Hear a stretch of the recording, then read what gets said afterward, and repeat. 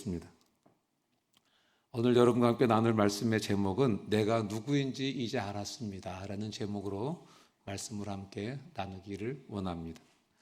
제가 거듭나고 이제 내비게이터 성교회를 만났을 때 69절을 암송하면서 제일 먼저 암송하게 된 구절이 오늘 본문에 있는 고린도후서 5장 17절입니다.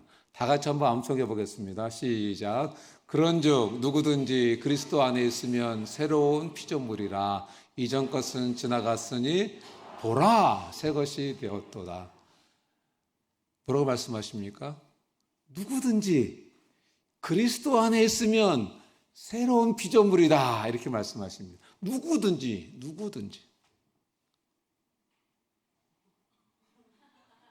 갑자기 불빛이 굉장히 멋있어졌습니다.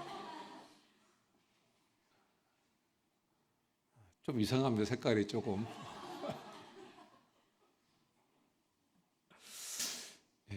누구든지 여기 서면 이상할 것 같습니다. 자, 누구든지 그리스도 안에 있으면 새로운 피조물이다. 그런데 여러분, 누구든지라는 말은요, 남녀 차별이 없다는 얘기입니다.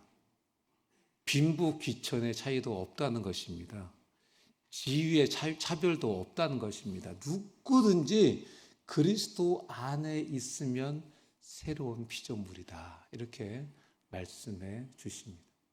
여러분, 그런데 그리스도 안에 있다는 말이 무슨 말일까요? 누구든지 그리스도 안에 있기만 하면 새로운 피조물이다 이렇게 말씀하셨는데, 그러면 그리스도 안에 있다는 말은 무슨 말일까요? 내 죄를 회개하고 내 죄를 용서해 주시기 위해서 십자가에서 대신 죽어주신 그 예수님을 믿는 것이 바로 예수님 안에 있는 것입니다. 나는 죄인이다 하는 것을 인정하고 그 내 죄를 위해서 대신 죽어주신 그 예수님을 믿는 것이 예수님 안에 있는 것입니다. 여러분 다 죄인이신 거 인정하십니까? 근데 나는 저 사람보다 좀 나은 것 같습니까?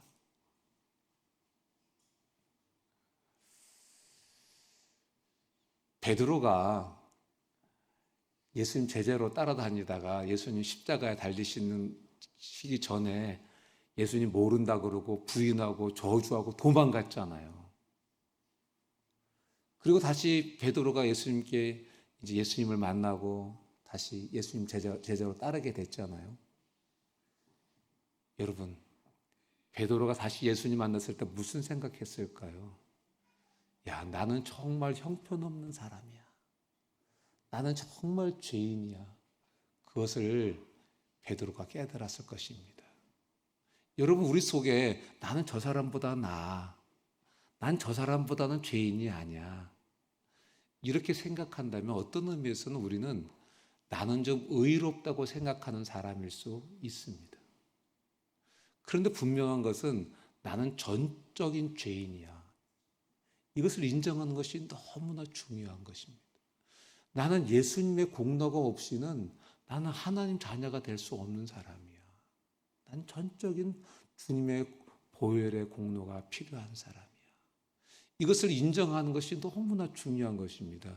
이런 사람이 그리스도 안에 있는 사람이고 이런 사람을 하나님께서 새로운 피조물로 새롭게 창조해 주시는 것입니다. 하나님께서 만물을 새롭게 창조하신 것처럼 내가 전적인 죄인 것을 인정하고 예수님의 보혈의 공로를 믿고 하나님 자녀된 그 사람을 새로운 피조물로 새롭게 창조해 주시는 것입니다. 여러분, 이 헬라어 단어 새롭다라는 단어는 두 가지 단어가 있습니다. 하나는 네오스라는 단어가 있고요. 또 하나 단어는 카이노스라는 단어가 있습니다. 이 네오스라는 단어는요, 어떤 뜻이냐면 같은 것인데 새로워진 것입니다. 카이노스라는 단어는 완전히 다른 것을 말하는 것입니다. 완전히 다른 새 것을 말하는 것입니다. 예를 들면 이것입니다. 돈을 들여서 자동차를 수리합니다. 그리고 세차를 하고 광택을 냅니다. 그러면 우리가 그 차를 보면서 와, 완전히 새 차 같네, 완전히 새롭게 됐네, 이렇게 할 때 단어는 네오스라는 단어입니다. 그런데 차를 새로 샀어요. 정말 새 차예요. 그러면 이것은 카이노스인 것입니다. 그런데 오늘 본문에서 누구든지 그리스도 안에 있으면 새로운 피조물이다 할 때 이 새로운 피조물은요, 어떤 단어가 쓰여 있냐면 카이노스라는 단어가 사용되었습니다. 완전히 새롭게 창조되었다는 것입니다. 조금 새로워진 것이 아니고요. 이전보다 조금 나아졌다는 것도 아니고요. 이전보다 조금 좋아졌다는 것도 아닙니다. 완전히 새롭게 창조되었다. 이것이 누구든지 그리스도 안에 있으면 새로운 피조물이다. 이 뜻인 것입니다. 그런데 여러분, 신앙생활 오래 하셨잖아요. 나 새로운 피조물이다. 이거 느끼세요? 이전하고 똑같네. 조금 죄를 조금 좀 적게 짓는 것 같기도 하고, 조금 인격적으로 조금 나아진 것 같기도 하고, 욕을 조금 덜하는 것 같기도 하고, 거짓말을 조금 덜하는 것 같기도 한데, 이거 모르겠어요. 분명히 누구든지 그리스도 안에 있으면 새로운 피조물이라, 완전히 새로운 존재다. 이렇게 말씀해 주셨는데 왜 못 느낄까요? 왜 못 느끼냐면 죄 때문에 그렇습니다. 죄 때문에 못 느끼는 것입니다. 우리 한번 14절 말씀을 한번 다 같이 읽겠습니다. 읽습니다. 시작. 그리스도의 사랑이 우리를 강권하시는도다. 우리가 생각하건대 한 사람이 모든 사람을 대신하여 죽었은즉 모든 사람이 죽은 것이라. 한 사람이 대신하여 죽어주셨대요. 그 한 사람이 누구십니까? 예수님이십니다. 예수님께서 모든 사람을 위해서 죽으신 그 십자가 사건, 예수님의 이 놀라운 사랑 때문에 저와 여러분들이 새로운 피조물이 된 것입니다. 바울은 예수님께서 자기를 위해 죽어주신 사실에, 자기 같은 사람을 위해서 죽어주신 그 사실에 너무나 큰 충격을 받았습니다. 죽을 수밖에 없는 나, 영원한 지옥에 갈 수밖에 없었던 나, 죄인 중에 괴수 같았던 자신을 위해서 어떻게 예수님께서 대신해서 죽어주실 수 있으시냐, 이것입니다. 한 목사님이 이야기하시는 것을 듣게 됐습니다. 그 이야기를 들으면서 내가 누구인지, 내가 왜 지금처럼 살고 있는지에 대해서 한번 생각해 보게 되었습니다. 그 이야기는 이렇습니다. 한 장로님이 전교생이 100명 되는 그런 경기도 파주의 한 작은 그 학교에서 교사로 근무할 때였습니다. 5학년 정재수라는 아이가 전학을 왔다. 어머니는 가출을 하고 아버지는 노동일로 술로 세월을 보내고 있었다. 그 틈에서 재수는 잡초가 되어 있었다. 전학 첫날부터 아무데나 침을 뱉고 남자아이들은 때리고 여자아이들은 괴롭히고 선생님께는 욕을 했다. 뱀을 잡아와서는 교실마다 다니며 난리를 피웠다. 담배꽁초를 주어서 담배를 피우고 학교 기물을 파손했다. 도저히 학교 생활을 함께 할 수 없을 지경에 이르렀다. 선생님들과 깊이 회의한 결과 모두를 위해서는 재수의 학업을 중단시키는 것이 옳다고 여겼다. 학부모들은 재수를 학교에서 내보내지 않으면 전교생이 등교를 거부하겠다고 말했다. 나는 학부모님들께 한 달간 기간을 달라고 사정을 했다. 만약에 한 달 후에 재수의 행동에 전혀 변화가 없다면 나도 함께 학교를 떠나겠다고 배수진을 쳤다. 그날부터 나는 온종일 재수와 함께 생활을 했다. 아침에 오면 선생님들이 돌아가면서 준비한 아침밥을 먹이고 재수를 보듬어 안고 기도를 해주었다. 공부도 가르치고 화장실도 운동장에서 공차기도 밥 먹는 것도 함께 했다. 나는 틈만 나면 재수를 끌어안고 난 재수가 정말 좋아하면서 좋아한다고 말해주었다. 그렇게 모든 선생님들도 재수만 보면 안아주면서 재수야 사랑해 말해주었다. 그렇게 3주가 흘렀다. 어느 날 함께 안고 기도하는데 제수가 갑자기 엉엉 소리를 내어 울기 시작하더니 한없이 울기 시작했다. 다음 날 아침 일찍 학교에 오더니 제수는 내 방에 들어와서 화분에 물을 주고 청소하고 1, 2층 복도를 깨끗이 닦았다. 화장실도 청소했다. 그리고 호주머니에서 초코파이 2개를 꺼내 내게 주더니 또 울기 시작했다. 나도 제수를 안고 한없이 울었다. 세상의 모든 것을 얻은 것처럼 기뻤다. 교사의 큰 보람과 희열을 느끼는 시간이었다. 제수는 이제 재수 없는 아이에서 재수 좋은 아이로 변하기 시작했다. 선생님께 90도 각도로 허리를 굽혀 인사하고 아이들은 덩치 좋은 잘생긴 제수를 무척 따르고 좋아했다. 손재주가 좋아 학교에 크고 작은 일에 제수의 손이 안 미친 곳이 없을 정도였다. 이제 제수는 사고뭉치에서 학교의 보물이 되었다. 졸업하기 하루 전 내 방에 들어와 한참을 나를 보더니 와락 안고 울기 시작했다. 그리고 편지 한 장을 주면서 다음과 같이 말했다. 선생님, 할아버지 선생님, 이제 제수도 열심히 살겠습니다. 감사합니다. 나도 제수도 소리내어 엉엉 울었다. 졸업하는 날 제수는 가장 모범생이 되어 모든 학생과 선생님과 학부모의 축복 속에 졸업을 하고 총동문회에서 중학교 3년 장학금을 주었다.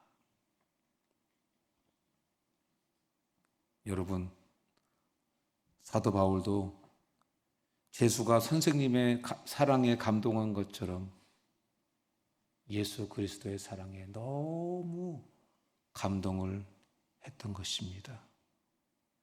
죄로 죽을 수밖에 없는, 영원히 지옥에 갈 수밖에 없는 잡초와도 같았던 자기의 인생, 아니 잡초보다도 더 심한 죄인 중에 괴수 같았던 자신을 구원해 주시고 새로운 피조물 되게 해주시려고 내 대신 예수님께서 죽어주시고 나의 죄값을 치러주셨다.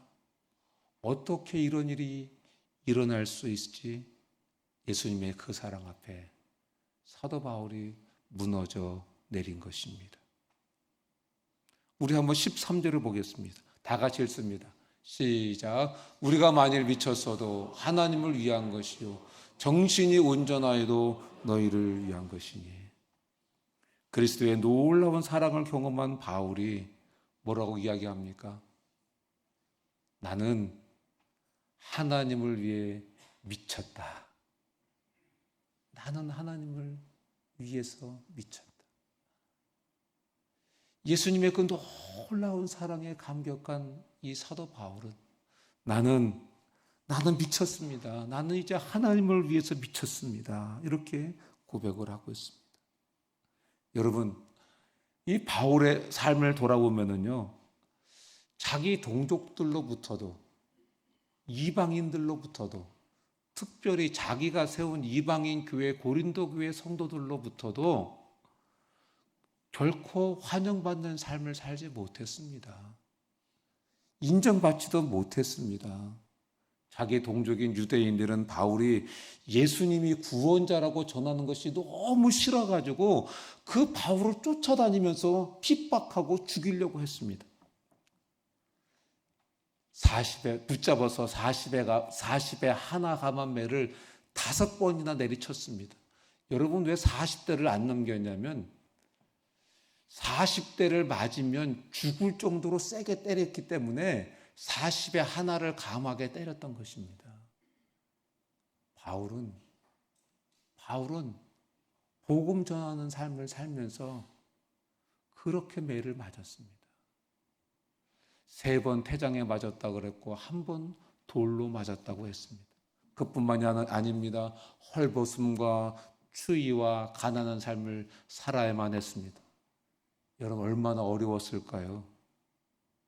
여러분 그럼에도 불구하고 예수님의 사랑의 포로가 된 바울은 그 예수님의 사랑에 너무 감격했습니다. 그래서 자기에게 있는 사랑을 예수님께 드렸던 것입니다. 나는 예수님 사랑하는데 미쳤습니다. 나는 하나님 사랑하는데 미쳤습니다. 왜 그렇습니까? 그 사랑에 너무 감동했기 때문에 그랬던 것입니다. 제수가 자기를 사랑해 준 선생님께 초코파이 2개를 드리는 것처럼 바울은 자기를 사랑하신 예수님께 미쳐서 복음을 전하는 삶의 전심의 삶을 살았던 것입니다. 여러분, 진짜 사랑에 빠진 사람 어떻게 삽니까?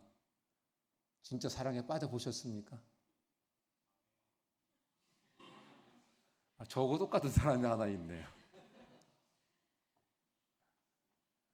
여러분, 진짜 사랑에 빠진 사람은요, 합리적이 될 수가 없습니다. 진짜 사랑에 빠진 사람은요, 계산하지 않습니다. 부부끼리도 계산하고 사세요? 내가 너한테 얼만큼 희생하고 헌신했는데 니는 나한테 그럴 수 있나? 여러분, 이렇게 계산하고 사는 거는요, 그건 장사꾼이 하는 거예요. 진짜로 사랑하면은요, 합리적이 될 수가 없습니다. 여러분, 진짜로 사랑하게 되면은요, 이성을 잃어버립니다. 거의 정신 나간 사람처럼 그 한 사람 사랑하며 삽니다. 예, 그렇습니까? 사랑의 포로가 됐기 때문에 그렇습니다. 적군에게 포로가 되면 비참하게 되는데 이 예수님의 사랑의 포로가 되면 너무 행복한 것입니다. 너무 행복한 것입니다.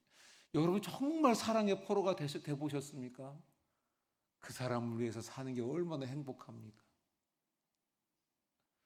저는 정말 이제까지 살면서 정말 가난한 그 시간을 거치면서도 제가 제 아내를 향해서는 가장 좋은 것을 주려고 노력했습니다. 그럼 제 아내도 그걸 알기 때문에 빙빙 돌다가 여보 나 마음에 드는 거 없어 그러고는 도망 나옵니다. 그러면 나와서 싸우는 거예요. 말다툼을 하는 거예요. 왜 하나 사주려고 그러는데 안 사냐. 마음에 드는 게 없다고 도망 나오는 이유를 알죠. 가격표를 뒤져보니까 남편의 능력으로는 도저히 사줄 수가 없는 거예요. 여러분, 그와 마찬가지인 것입니다. 그런데 그리스도의 사랑이 그렇게 우리를 끌어당긴다는 것입니다. 그런데 그리스도의 사랑이 우리를 그렇게 사랑으로 포로를 만든다고 하는 것입니다. 그래서 여러분, 그리스도의 사랑의 포로가 된 사람은 행복합니다. 주님을 위해서 헌신하는 것이 행복합니다. 주님을 섬기고 살아가는 것이 행복합니다. 교회 공동체를 위해서 수고하는 것이 행복합니다. 왜? 그 사랑의 포로가 되었기 때문에 그렇습니다. 그러니까 여러분, 그리스도의 사랑의 지배를 받으며 그리스도의 사랑에 빠진 사람은 헌신할 때 대가를 따지지 않습니다. 왜? 지금 사랑에 빠져서 하고 있기 때문에, 사랑의 포로가 돼서 하고 있기 때문에 그렇습니다. 여러분, 사도 바울이 얼마나 많이 하나님을 위해서 헌신했습니까? 앞에서도 말씀드렸지만은 40에 하나 감한 매를 5번이나 맞으면서, 태장을 3번이나 맞으면서, 돌로 맞으면서 곳곳에 돌아다니면서 복음 전하고 사람들을 제자 훈련시키고 교회를 세웠습니다. 옥에 갇히면서까지도 그렇게 삶을 살았습니다. 그러나 바울 속에 그리스도의 사랑이 있기 때문에, 사도 바울이 그리스도의 사랑의 포로가 됐기 때문에 피곤한 줄 모르고 낙심하지 않고 지칠 줄 모르고 그렇게 주님을 섬기고 주님께 헌신할 수 있었던 것입니다. 그래서 사도 바울은, 하나님의 사랑에 포로된 사도 바울은 자기가 받은 그 사랑 때문에 이러한 결단을 했습니다. 15절을 함께 다 같이 보겠습니다. 읽습니다. 시작. 그가 모든 사람을 대신하여 죽으심은 살아있는 자들로 하여금 다시는 그들 자신을 위하여 살지 않고 오직 그들을 대신하여 죽었다가, 바울은 그리스도의 놀라운 사랑을 받고서 이제 내 인생, 지금까지는 나를 위해서 살아왔지만 이제부터는 나를 위해서 살지 않겠다. 이제부터는 나는 나를 위해서 죽었다가 다시 살아나신 그 예수님을 위해서 살겠노라. 이렇게 결론을 내렸습니다. 왜? 주님의 사랑의 포로가 되었기 때문에. 그 사랑이 너무 좋기 때문에. 그 사랑이 너무 행복하기 때문에 바울은 이런 결정을 내린 것입니다. 나는 이제 더 이상 나를 위해 살지 않을 거야. 나는 이제 주님을 위해서, 나를 사랑하셔서 나를 위해서 대신 죽어주신 그분을 위해서 다시 살 거야. 이렇게 고백한 것입니다. 여러분, 그리스도의 사랑에 사로잡힌 사도 바울은 삶의 목적이 바뀌었습니다. 이전에는 자신을 위해서 살았는데 이제는 그리스도를 위해서 사는 것으로 삶의 목적이 바뀌었습니다. 여러분, 예수님 믿기 전에 우리의 삶은 어땠습니까? 예수님 믿기 전에 저와 여러분의 삶은 어땠습니까? 자기중심적이지 않았습니까? 이기적이지 않았습니까? 예, 맞습니다. 우리는 예수님 믿기 전에는 자기중심적으로 살았습니다. 이기적으로 살았습니다.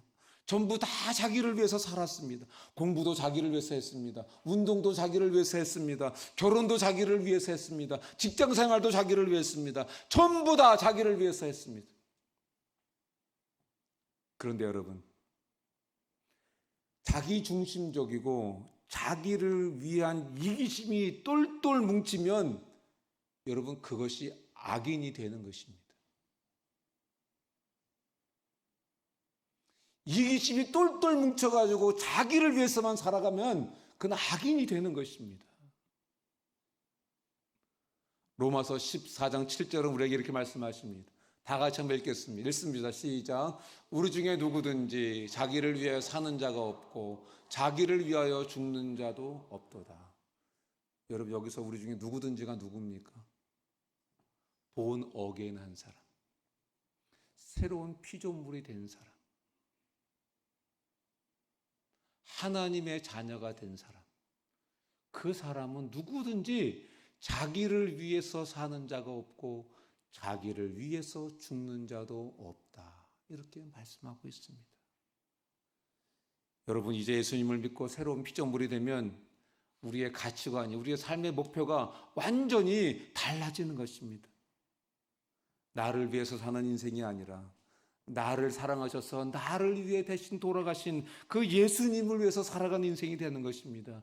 이제는 공부도 예수님을 위해서 하는 것입니다. 이제는 결혼 생활도 예수님을 위해서 하는 것입니다. 이제는 직장 생활도 예수님을 위해서 하는 것입니다. 이제는 운동도 예수님을 위해서 하는 것입니다. 이제는 삶의 목적이 달라졌습니다. 삶의 가치관이 달라진 것입니다. 여러분, 요즘 강남 집값이 얼마씩 합니까? 40억, 50억이 무슨 장난치는 것처럼 말하더라고요. 최근에 보니까 100억짜리 집도 경매로 나왔다 그러더라고요. 여러분, 전 재산이 얼마세요? 그런데 어떤 사람이, 내 친구 중에 하나가 저에게 강남의 그 집을 선물로 사줬습니다. 어떻게 하실래요? 아마 모르긴 몰라도 아마 그 다음부터는 그 사람을 위해서 살걸요? 안 그렇겠습니까? 100억짜리 집을 사줬는데 그 사람을 위해서 살고 또 그 사람이 기뻐하는 게 아니면 가급적이면 안 하려고 노력할 것입니다. 여러분, 비싼 집을 한 채 사줘도 그렇게 하지 않겠습니까? 그런데 여러분, 예수님은 십자가에서 우리의 죄값을 지불하시고 지옥 갈 우리를 살려주셨습니다. 자신의 생명을 내어주시고 우리에게 생명을 선물로 주셨습니다. 그것만 주셨습니까? 우리에게 천국의 맨션을 다 하나씩 주셨잖아요. 그런데 여러분, 우리가 어떻게 살아야 되겠습니까? 무엇을 위해 살아야 되겠습니까? 누구를 위해서 살아야 되겠습니까? 여러분, 지금 누구를 위해서 살고 계십니까?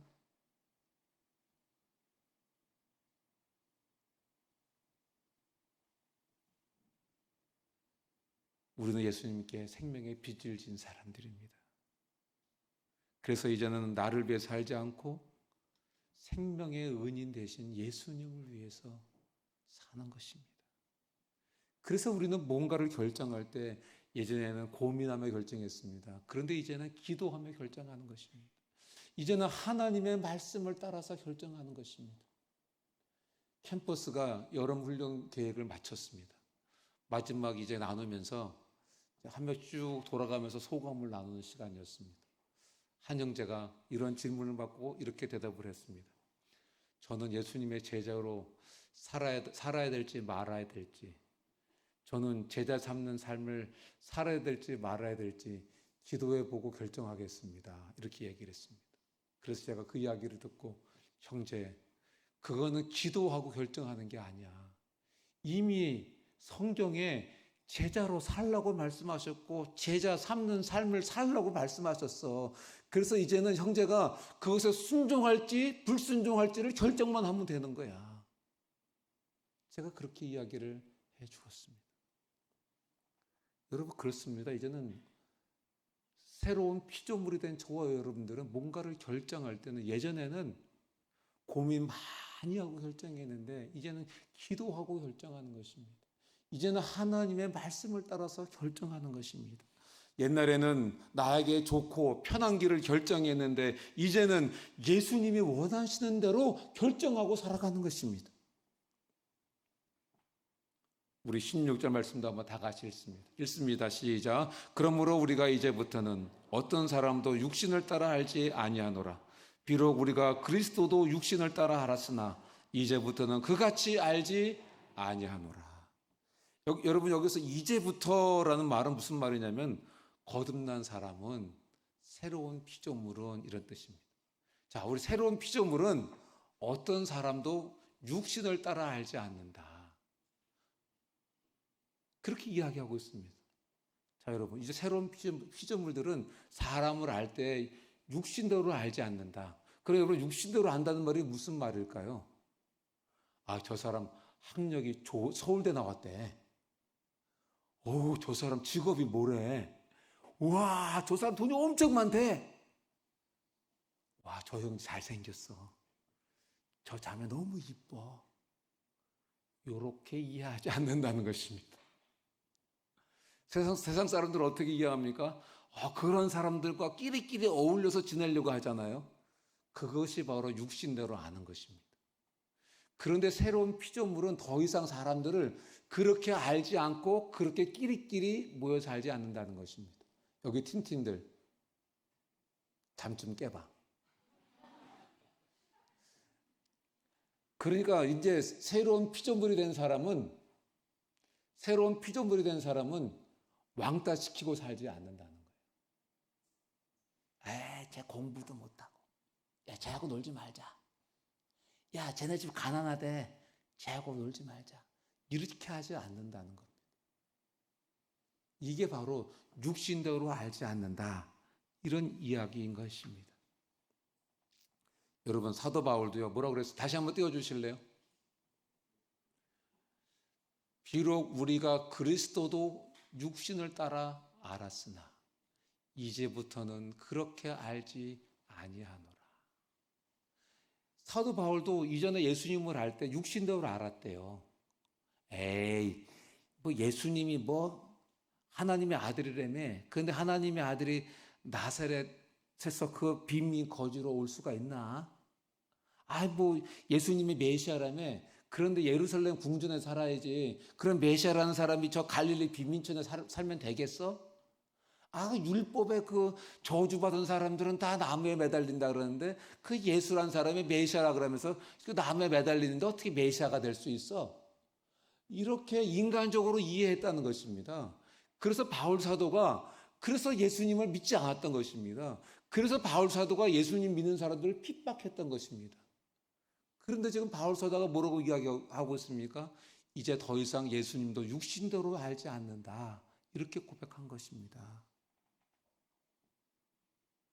바울이 이제 새로운 피조물이 되고 보니까 보잘것없어 보이던 나사렛 목수 예수가 찬양받기에 합당하신 그런 생명의 구주이신 것을 깨닫게 되었다는 것입니다.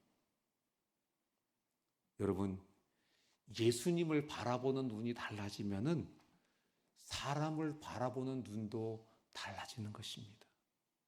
이제 함부로 사람의 학력을 보고 직업을 보고 외모를 보고 사람을 무시하지 않게 되는 것입니다.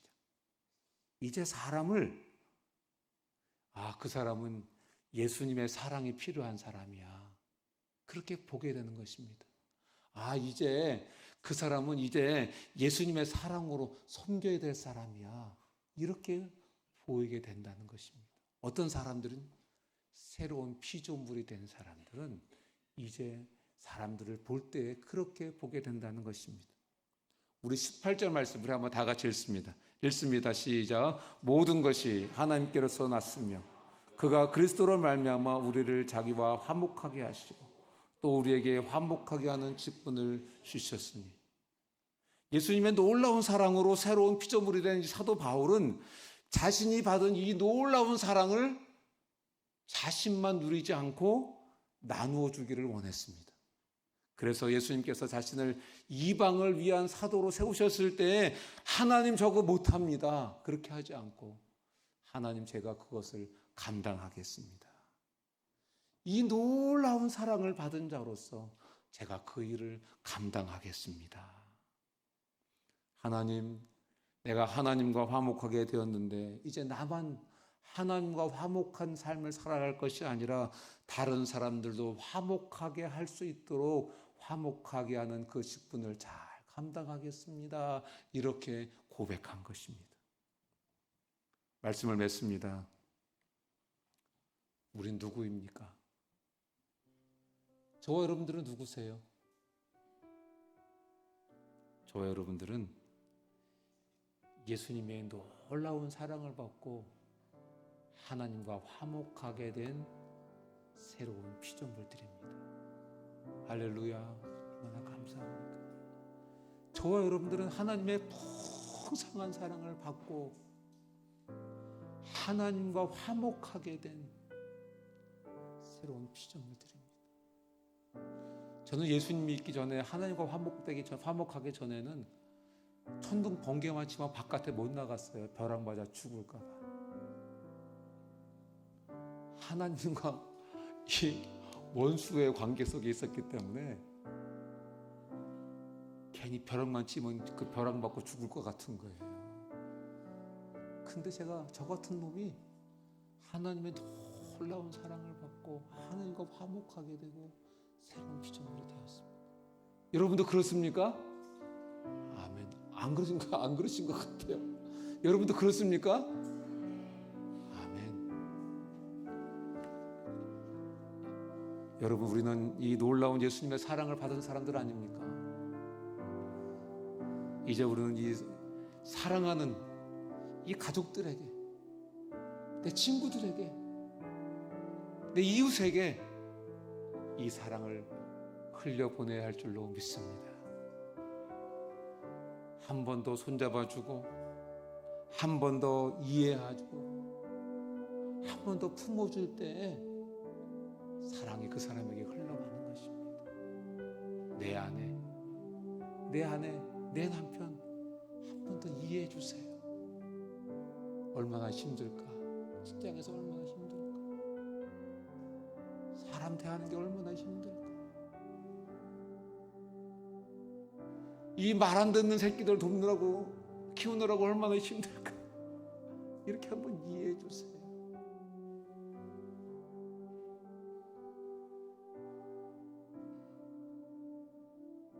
우리 자녀들을 향해서도 이것들이 이렇게 하지 마시고, 그래, 공부한다고 얼마나 고생이 많냐, 그래, 고생이 많구나, 얼마나 놀고 싶을 텐데 고생이 많구나, 이렇게 이해하고 한번 손잡아주고 한번 끌어안아 주세요. 그러면 사랑이 그렇게 흘러가는 것입니다. 여러분, 우리는 예수님의 놀라운 사랑으로 하나님과 화목하게 되었습니다. 그리고 우리에게 화목하게 하는 직분을 주셨습니다. 이제 우리 주변에 아직 예수님 믿지 않는 분들에게 이 화목하게 하는 직분을 잘 감당합시다. 가정에서, 직장에서, 학교에서, 지역에서 우리 감사와 믿음과 감격의 마음으로 이 화목하게 하는 직분을 잘 감당하십시다. 하나님께서는 새로운 피조물 된 우리를 통해서, 하나님과 화목하게 된 저와 여러분들을 통해서, 우리 세계로 성교회를 통해서 가정과 직장과 학교와 이 지역에서 예수님의 사랑이 흘러가기를 원하십니다. 이 사랑 잘 감당하고 살아가는 저와 여러분들 다 되시기를 주님의 이름으로 축원합니다. 함께 기도하시겠습니다. 오 하나님 아버지, 은혜와 사랑에 감사합니다. 주님의 사랑에 감사합니다. 성령님 도와주셔서 이 아버지의 사랑 더 많이 깨달을 수 있도록 하나님 도와주시옵소서. 그 사랑의 넓이와 길이, 높이와 깊이를 날마다 새롭게 깨닫게 해주셔서 이 사랑에 포로되어 살게 하시고, 이 사랑에 포로되어 행복하게 주님을 섬기고 주님께 헌신하고 살아가는 저희들 다 될 수 있도록 하나님 도와주시고, 나를 위해서 살아가는 것이 아니라 주님을 위해서 살아가는 것이 기쁨이고 감사고 감격이 되는 저희들 다 될 수 있도록 아버지 은혜 베풀어 주시옵소서. 감사합니다. 예수님 이름으로 기도합니다. 아멘. 우리 함께 다 같이 일어나셔서 함께 찬양하시겠습니다.